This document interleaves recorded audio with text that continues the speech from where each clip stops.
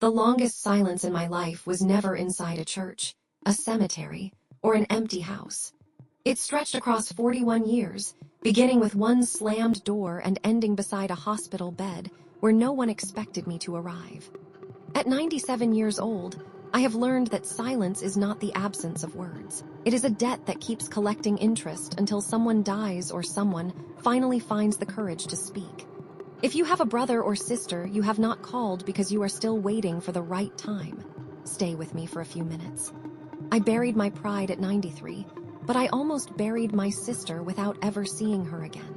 I know what decades of stubbornness weigh because I carried them through 4 different homes, 2 wars that changed our town forever, the births of 6 grandchildren, and every Christmas where I quietly set one extra plate in my mind while pretending I had forgotten her name. Some mistakes do not grow smaller with age. They simply become quieter, until one ordinary afternoon reminds you they have been sitting beside you all along. People thought my sister and I were inseparable because that is how we had always looked from the outside.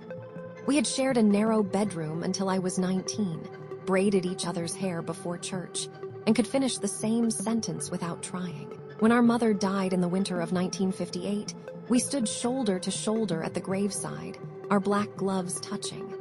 Everyone whispered that at least we still had each other. They had no idea how quickly always could disappear. The argument itself lasted less than 15 minutes. It happened in my kitchen on an October afternoon when the kettle was screaming on the stove, and the smell of fresh bread still filled the room. She accused me of caring more about being right than being kind. I answered with words that even now refuse to leave my memory. "If that's what you think of me," I said, "then don't come back." She looked at me for a long moment, not angry, disappointed. She picked up her coat from the back of the chair, buttoned it without rushing, and said quietly, "One day you'll wish those hadn't been your last words to me." The door closed so gently that it barely made a sound.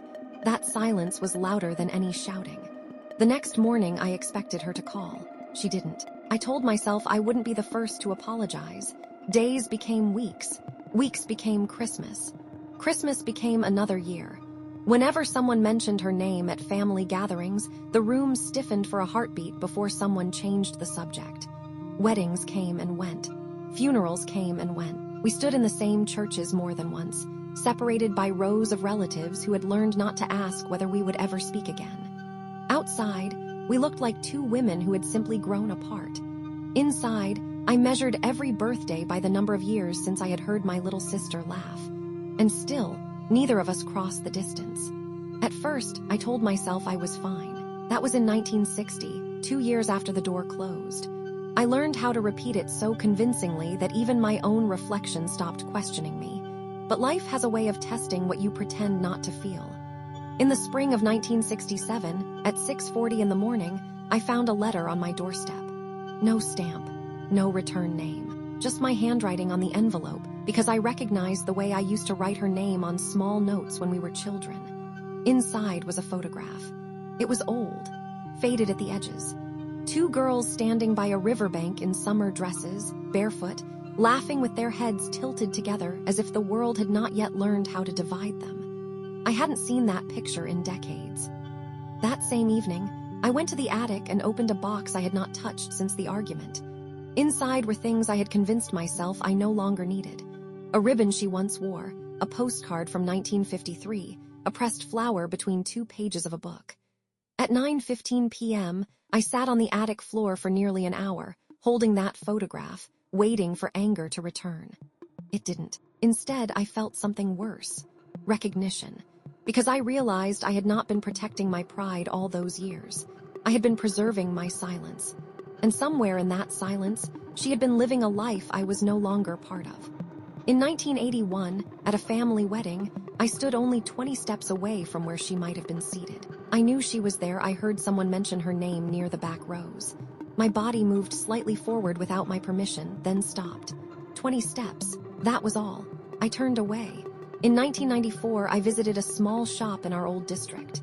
The woman behind the counter looked at me carefully and said, "You look like someone who used to have a sister here." I did not answer. I bought nothing, and left with shaking hands. Every time I came close, the distance somehow grew heavier. Not because she moved away, but because I did not. Part 4, Block 5. It was winter again when everything finally broke. January 12th, 1996. I remember the date because the electricity went out that morning, and the house was so quiet I could hear the ice settling on the windows like something alive pressing its fingers against the glass. At 7:30 a.m., a young nurse came to my door. She was out of breath, as if she had been running through more than just streets. She didn't sit down. She just said it. "Your sister asked for you last night." Then she added more gently, "She kept repeating your name." For a moment, I didn't understand words anymore. Only sound. Only blood in my ears. I asked, "Is she?" The nurse nodded before I finished. I don't remember putting on my coat. I don't remember locking the door. I only remember the cold air outside biting my face like punishment I finally deserved. The hospital smelled of disinfectant and old wood. Room 214 was at the end of the corridor, where the light flickered once before staying steady. She was smaller than I remembered, not because she had changed, but because time had finally finished its argument with her body. There was a chair beside the bed. I didn't sit immediately. I just stood there, afraid that movement would make it real. Then I heard it, a breath that wasn't mine.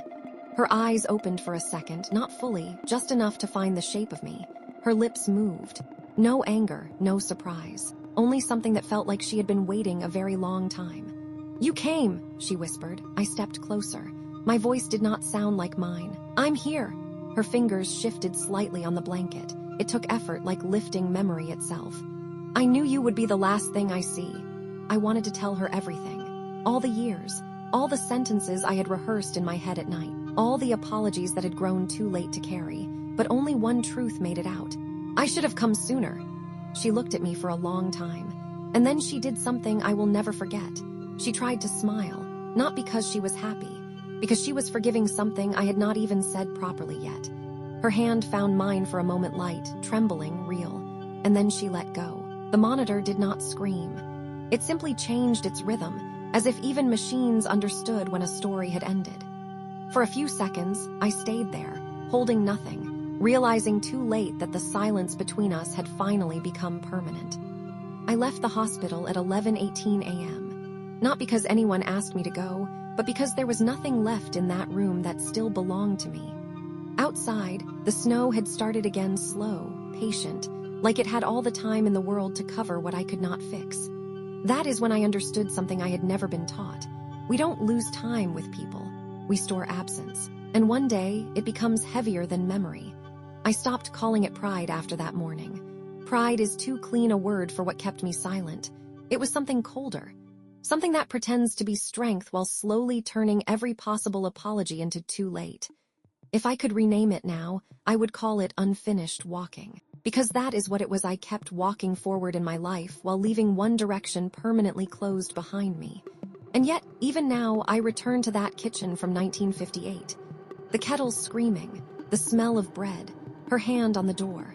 I understand it differently now, not as a fight, but as a final opening that I did not recognize. You might think there is still time to repair what you broke with someone you love. Sometimes that is true, but let me ask you this instead. How many times will you let later speak for you before it starts sounding like never? There was a moment, years before she died, when I almost wrote her name on an envelope. I stopped halfway. The pen hovered. My hand was steady. My heart was not. I put it back in the drawer. That drawer still exists in my house. I stopped opening it a long time ago. Now, at 97, my mornings begin the same way. I sit by the window and listen to the house settle itself awake. Sometimes the radiator clicks in the same rhythm it used to make in 1958, when she was still on the other side of a door that could have been opened in a single step. I don't close my eyes when that sound comes anymore, because I see her too clearly when I do. Not the woman she became at the end, but the girl by the river, barefoot, laughing without knowing that silence could ever grow between us. People ask me what I would do differently if I could go back. They expect a dramatic answer, but the truth is smaller. I would have opened the door when my hand was still warm. That is all. The hardest part is not the argument. It is the years after it, when you realize the argument ended long before you were willing to admit it. And if you are wondering whether your silence is temporary or already permanent, I can only tell you this. I once thought 41 years was still later. It wasn't, not even close. The river is still there in my memory, but I no longer stand on its bank alone. One of us never came back.